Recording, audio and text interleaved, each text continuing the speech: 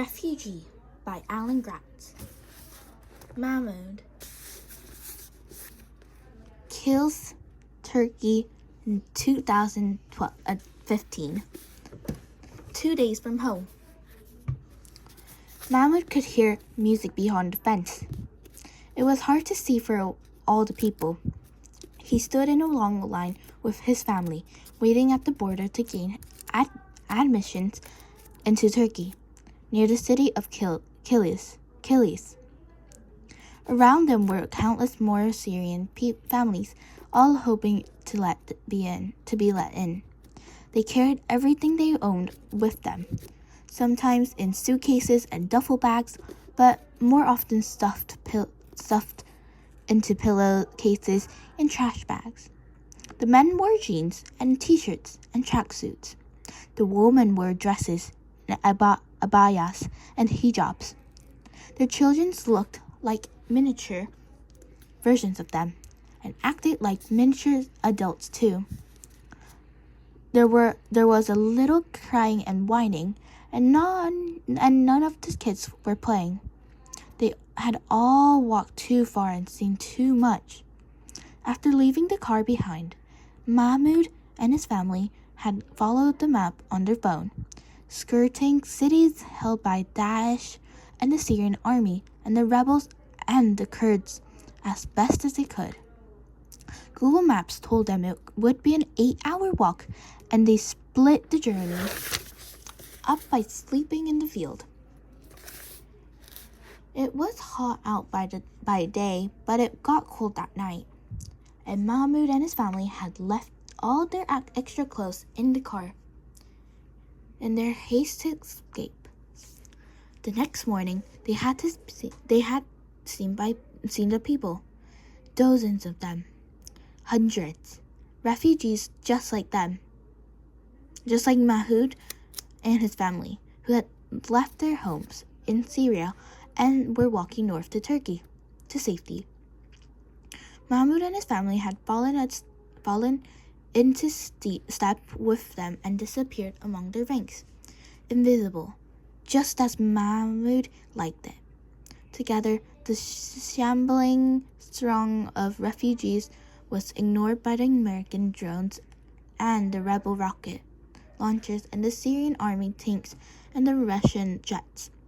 Mahmoud heard explosions and saw smoke clouds, but no one cared about a few hundred Syrian people leaving the battlefield.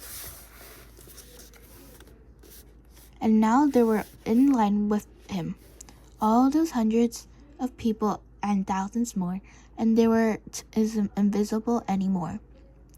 Turkish guards in light green camel gear with automatic weapons and white surgical masks over their faces walked up and down the line, staring at each of them in turn. Mahmoud felt like it was in trouble. He was took away, but he was worried that they might make the guards think he was hiding something. But it looked like right away they would notice him, pulling his family out in line. Mahmoud started stare straight ahead of his father's back instead. His father's shirt was stained in his armpits, and with a quick his own shirt, Mahmoud realized he stank too. They had walked for hours in the hot sun without a bath, without a change of clothes. They looked tired and poor and wretched. If he were a Turkish border guard, he wouldn't have let in any of these dirty, squalid people, himself included. Mahmoud's father kept their papers tucked into his pants under his shirt, along with all of their money, the only other thing they owned now besides 2 phones and 2 chargers. When Mahmoud and his family finally got to the front of the line, late in the day, Mahmoud's father presented their official documents to the border agents. After what seemed like an eternity of looking over their papers, the border guards finally stapled temporary visas onto their passports and let them through. They were in Turkey. Mahmoud couldn't believe it. Step after step, kilometer after kilometer, he'd begun to think they would never ever escape Syria. But as relieved as he thought, they knew they still had so very far to go. Ahead of them stretched a small city of white canvas tents. Their pointed tops staggered like white caps on a choppy sea. There were no trees, no shade, no parks, no football fields, no rivers. Just a sea of tents and a forest of electric poles and wires. "Hey, we're in luck," Mahmoud's dad joked. "The circus is in town." Mahmoud looked around. There was a main street in the camp, a wide lane where refugees had set up a little shop selling phone cards and camp stove and clothes and things people had bought with them, but no longer wanted or needed. It was like a giant rummage sale, and it seemed like everybody in camp was there. The path was cramped full of Syrians and strolling along like they had nothing else to do and nowhere else to go. "All right," Mahmoud's father was saying. "A man in the group we walked with gave me the name of a smuggler who can get us from Turkey to Greece." "A smuggler?" Mom said. Mahmoud didn't like the sound of that either.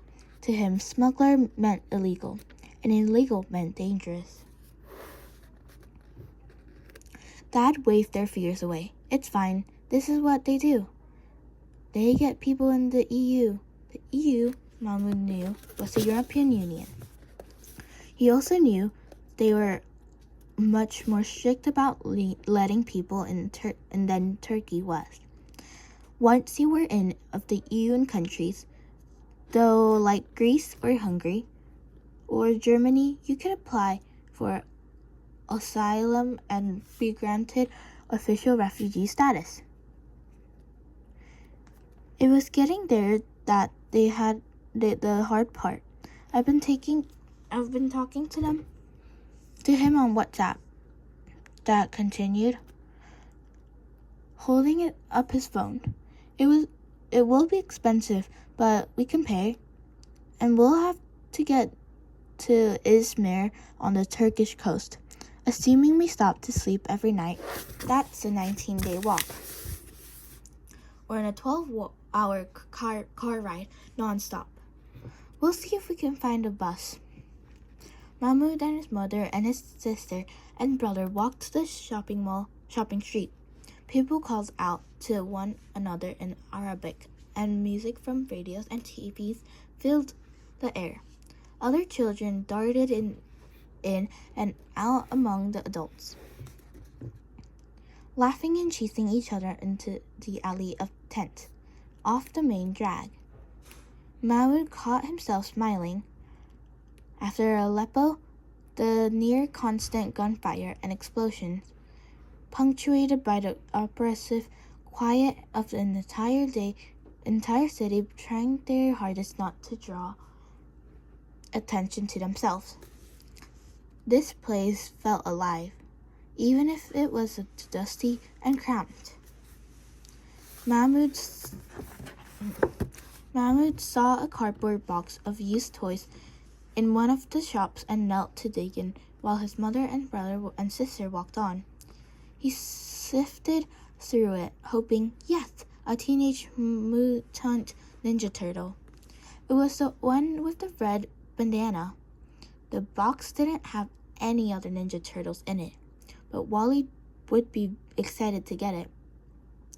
Mahmoud hoped so, and at least, Wally didn't seem to get excited about much these days. Mahmoud paid 10 Syrian pounds for it, about 5 cents in American money. A car honked behind Mahmoud, and he turned like everybody else. It was an old blue Opel taxi, traveling so slowly Mahmoud could walk faster. It was the only car Mahmoud had seen in the camp, and the crowd parted for it as it drew closer. A Syrian pop song blared from the radio, and young men and women danced and laughed alongside the taxi. As it passed, Mahmoud saw a young couple sitting in the back. The woman was dressed in a white satin dress and veil. It was a marriage procession. Mahmoud realized back in Syria, it was a tradition to be escorted to your wedding by a parade of carts to help you carry you into your new life. Mahmoud remembered his uncle's wedding before the war. His uncle had worn a tuxedo, and his bride had worn a dress of sparkling jewels and a tiara. And they had been escorted by a dozen cars to a party where Mahmoud had eaten a piece of delicious tiered cake and danced with his mother to a real band. Here, the couple's only escort was a group of rowdy teenage boys running behind the taxi, and their destination was a dirty white tent with whatever food they've been able to buy in the camp's market. But everyone seemed to having fun. The old taxi's exhaust pipe made a sound like a gunshot, punk, and everybody ducks instantly. By the smell of the happiness and safety was momentarily broken by the unforgettable memories of the chaos they had just escaped. Mahmoud's heart was still racing when someone put a hand on his shoulder, and he jumped. It was his dad. "Mahmoud, where's your mother?" "Where are Walid and Hannah?" his father asked. "I found us a ride, but we have to leave now."